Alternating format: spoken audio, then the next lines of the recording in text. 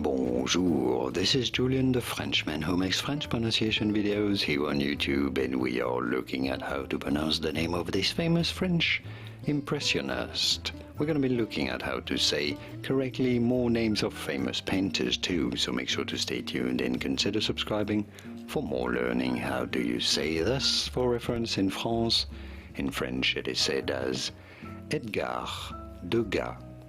The S is silent at the end of Degas. Edgar Degas. It'd be fine in English to say it as Edgar Degas.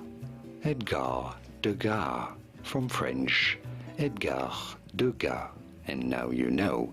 Here are more videos on how to pronounce more interesting names of famous artists whose pronunciations aren't always obvious. Many get them wrong. You won't after watching those. I'll see you there to learn more. Thanks for watching.